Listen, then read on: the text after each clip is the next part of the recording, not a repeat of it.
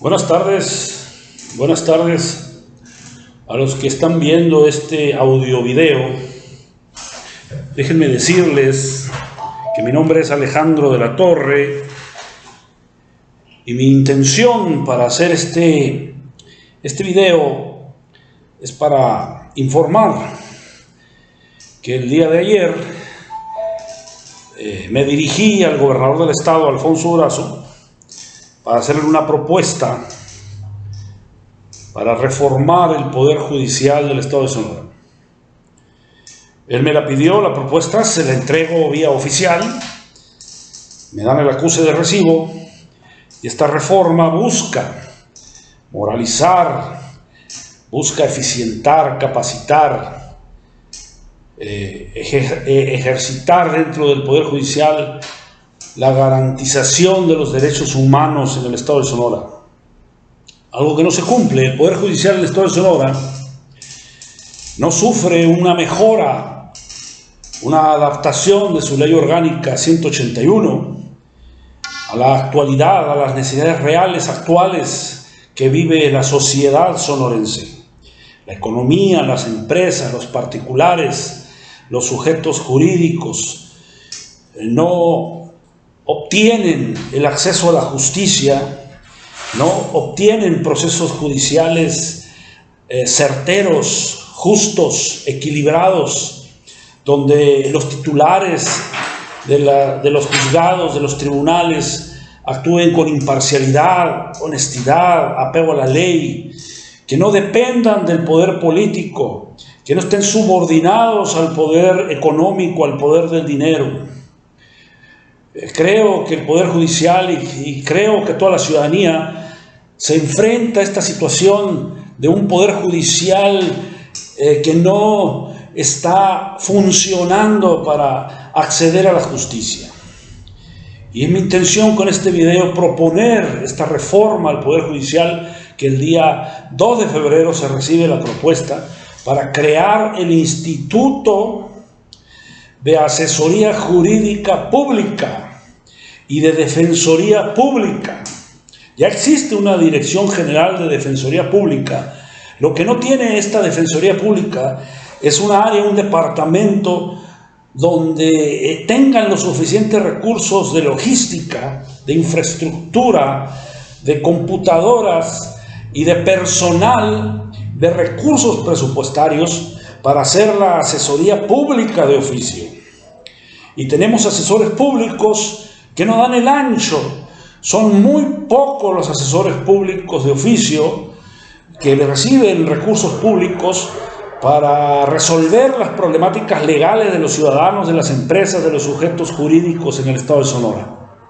Y por eso es necesario crear este instituto de la asesoría pública en el estado de Sonora, paralelo a la estructura del Poder Judicial del estado de Sonora, y que también sea paralelo al Ministerio Público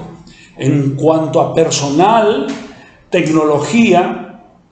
recursos humanos, para que haya un acceso a la justicia al pueblo de Sonora, al pueblo de Sonora que en su mayoría es pueblo pobre, gente en la pobreza, gente que no acude a un abogado porque no tiene para pagar honorarios, para pagar notarios, para pagar documentos, certificaciones y unos procesos judiciales lentos, tortuosos, largos, que la gente prefiere mejor no usar como usuario, no ir al Poder Judicial a buscar justicia. Y por eso la gente con sus problemas jurídicos, legales, de propiedades, familiares, sucesorios, no van al Poder Judicial. Y por eso presento esta propuesta al Alfonso Durazo, al Congreso del Estado, a la legislatura número 63, que hoy acaba de tomar posesión el 1 de septiembre. Acudo para que se revise, se pondere una reforma jurídica legal a la ley orgánica y a otras leyes adicionales que tienen que ver con el funcionamiento, la estructura del Poder Judicial.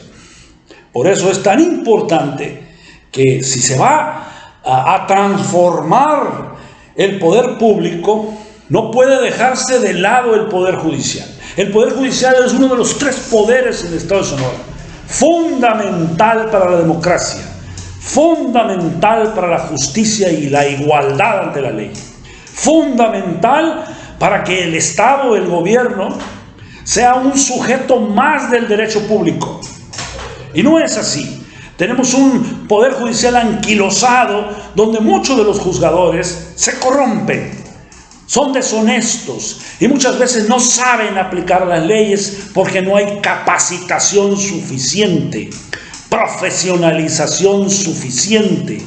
E incluso el poder judicial y los jueces no tienen la tecnología suficiente, moderna, actualizada, para servirle a la ciudadanía. Y esto es fundamental si queremos hacer un proceso de transformación en el Estado de Sonora. Y con el gobierno que acaba de asumir el mando de Alfonso Lazo Montaño, su dirección jurídica, su secretaría de gobierno, todo el entramado jurídico, legal del gobierno del Estado, puede presentar una iniciativa de ley